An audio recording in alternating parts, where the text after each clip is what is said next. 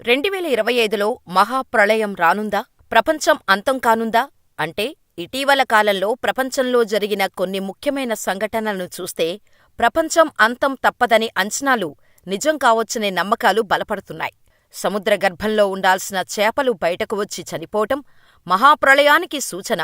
Doomsday సంకేతాలు నిజమేనా? సముద్ర రాక్షస జీవి సముద్రగర్భం నుండి బయటకు రానుందా? ఆ జీవి బయటకు వస్తే జరిగేదేమిటి? 2025లో భూమి ప్రళయం అంచున ఉన్నట్టేనా?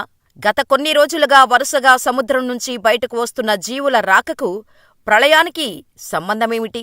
లెవియాథన్ అనే సముద్ర సర్ప రాక్షసుడు బయటకు రానున్నాడా? అనే విషయాలను ఈ వీడియోలో తెలుసుకుందాం. ఈ భూప్రపంచం ఎప్పుడో ఒకసారి ఖచ్చితంగా అంతమవుతుందని ఖచ్చితంగా అందరూ నమ్ముతారు.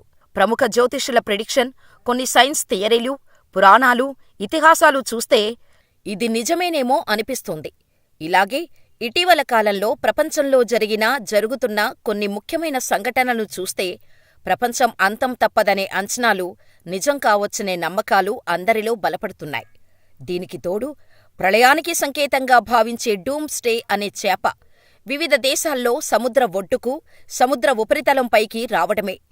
గాడ్స్ ఫిష్ గా పిలిచే ఈ చేప సముద్ర ఒడ్డుకు ఎప్పుడు వచ్చినా భారీ ప్రళయం ఆ దేశాల్లో ఉంటుంది. అందుకే ఈ చేపను డూమ్స్డే ఫిష్ అంటారు. అంటే ప్రళయపు రోజు అని అర్థం. ఇప్పటివరకు ఈ డూమ్స్డే ఫిష్ ఏ దేశ సముద్ర తీరంలో కనిపిస్తే ఆ దేశం తీవ్రంగా నష్టాన్ని ఎదుర్కొంది.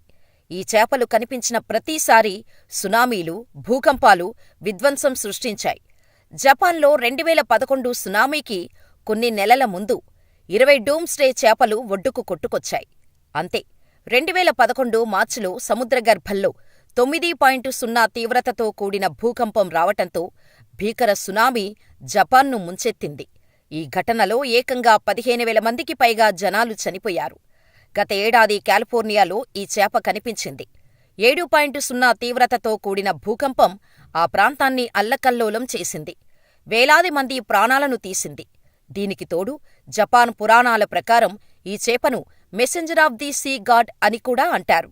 అంటే సముద్ర దేవుడి దూతగా ఇది జరగబోయే ప్రళయానికి సంకేతం ఇస్తుందని నమ్ముతారు. అటువంటి డూమ్స్డే ఫిష్ ఇప్పుడు మెక్సికో తీరంలో కనిపించటంతో అందరూ భయంతో వణికిపోతున్నారు. ప్రకృతి ప్రళయానికి ఇది సంకేతమని, ఎప్పుడు ఏం జరుగుతుందోనని ఆందోళన చెందుతున్నారు. ఖచ్చితంగా రాబోయే విపత్తు చాలా తీవ్రంగా ఉండబోతుందని అంచనా వేస్తున్నారు. డూమ్స్డే ఫిష్ కనిపించింది మెక్సికోలో కదా, ప్రపంచానికి ఎందుకు ప్రళయం వస్తుంది అన్న సందేహం రావచ్చు. దీనికి నోస్ట్రాడమస్ చెప్పిన జోస్యం కూడా కారణం. నోస్ట్రాడామస్ ప్రకారం 2025లో వాతావరణ మార్పుల ప్రభావం అధికంగా ఉంటుంది. సముద్ర మట్టాలు పెరగటం, మంచు వేగంగా కరగటం, వాతావరణంలో వేగవంతమైన మార్పులు రావటం కారణంగా భూకంపం లేదా ఆకస్మిక భారీ వర్షపాతం మొదలైన ప్రకృతి వైపరీత్యాలను జనం చూస్తారని, 2025లో సంభవించే ప్రకృతి విపత్తుల గురించి నోస్ట్రాడామస్ చెప్పటంతో ప్రజలు 2025 ప్రళయం తప్పదని నమ్ముతున్నారు. అంతేకాదు, ఫిబ్రవరిలో స్పెయిన్లోని టెనరిఫే తీరంలో బ్లాక్ సీడ్వెల్ అని పిలువబడే ఒక డీప్ సీ యాంగ్లర్ ఫిష్ కనిపించింది. ఈ చేపలు 2000 నుండి 27,500 అడుగుల సముద్ర లోతులో జీవిస్తూ ఉంటాయి. అటువంటి చేపలు సముద్ర ఉపరితలంపైకి రావటం, అంతేకాదు ఆంధ్రప్రదేశ్లో కొన్ని తాబేళ్లు గత కొంతకాలంగా మృత్యువాత పడి సముద్ర తీరానికి కొట్టుకొస్తున్నాయి. అవి ఎందుకు అలా చనిపోతున్నాయి అనే కారణాలు మాత్రం ఎవరికీ అంతుచిక్కడం లేదు. అంతేకాదు, ఆస్ట్రేలియాలోని టాస్మానియా అనే బీచ్లో 157 ఫాల్స్ కిల్లర్ తిమింగలాలు ఒడ్డుకు కొట్టుకొచ్చాయి. ఇలా ప్రపంచవ్యాప్తంగా అనేక దేశాల్లో సముద్రగర్భంలో ఉండాల్సిన జీవులు సముద్ర ఒడ్డుకు వచ్చేస్తుండటం లేదా మరణించి ఒడ్డుకు కొట్టుకురావటం 2025లో ఎక్కువగా జరుగుతోంది. అందుకే ప్రపంచం ప్రళయం అంచున ఉందని చాలామంది నమ్ముతున్నారు.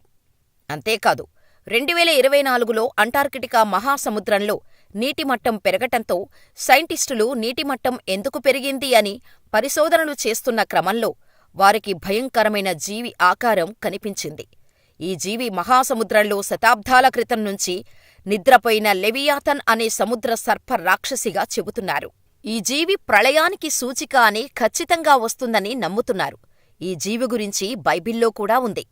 బైబిల్ ప్రకారం లెవియాథన్ అనే సముద్ర సర్ప రాక్షసుడు ఈ జీవిని ఏ మానవుడూ మచ్చిక చేసుకోలేడు.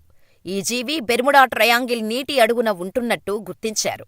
అంతేకాదు, ఈ జీవి తీసుకొని వదిలే ఊపిరి కారణంగా అటుగా వెళ్లే విమానాలు కుప్పకు లేవని అంచనాలు ఉన్నాయి. ఈ జీవి తల టెక్సాస్ కంటే పెద్దగా ఉంటుందని చెబుతున్నారు. అంతేకాదు, ఈ జీవి ముందు మన ప్రపంచం చాలా చిన్నదని, ప్రపంచం మొత్తాన్ని ఒక్కసారిగా మింగేస్తుందని చెబుతున్నారు. ఈ జీవి భూమిపైకి వస్తే భూమి సగభాగం మునిగిపోయి భూమిపై 90% నీరు చేరుకుంటుందని నమ్ముతున్నారు. ఈ జీవి లెవియాథన్ హీబ్రూ బైబిల్లోని అనేక పుస్తకాలలో కనిపిస్తోంది. పాత నిబంధనలలో 6 సార్లు ఈ జీవి పేరు ప్రస్తావించబడింది. యూదు పురాణాలలో లెవియాథన్ను ఆదిమ సముద్రపాముగా, డ్రాగన్గా చెబుతారు. ఈ జీవి ఇప్పుడు బయటకు వచ్చేందుకు సిద్ధమైందని నమ్ముతున్నారు. అందుకే ప్రళయం తప్పదని అందరూ భావిస్తున్నారు. ఈ కారణాలే కాదు, ఇంకా ఎన్నో కారణాలు ఉన్నాయి. హిమాలయాల్లోని ఓ పర్వతాన్ని శివుని నివాసంగా భావిస్తారు. ఇక్కడ శివుడు ఏదో ఒక రూపంలో నివసిస్తున్నాడని నమ్ముతారు.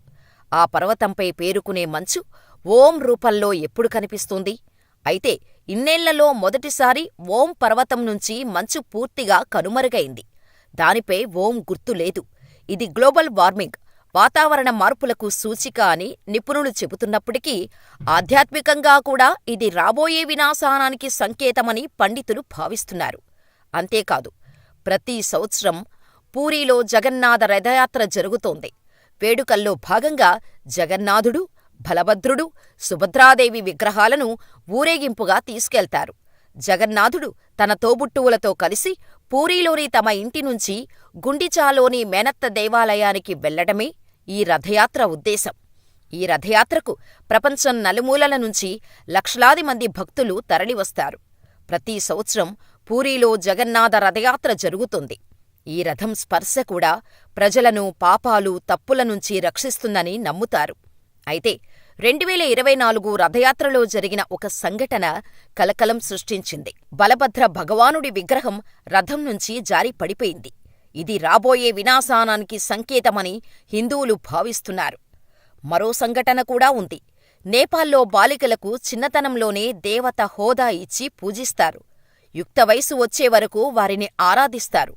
ఆ తర్వాత దైవిక హోదాను మరో అమ్మాయికి బదిలీ చేస్తారు. వీరిని కుమారి అంటారు. వీరిని స్వచ్ఛత, దైవత్వం, పవిత్రతకు ప్రతిరూపంగా భావిస్తారు. అయితే ఇటీవల ఇంద్ర జాతర సమయంలో కుమారి తన రథం నుంచి జారి పడిపోయింది. దీంతో ఆమె ఏడ్చింది.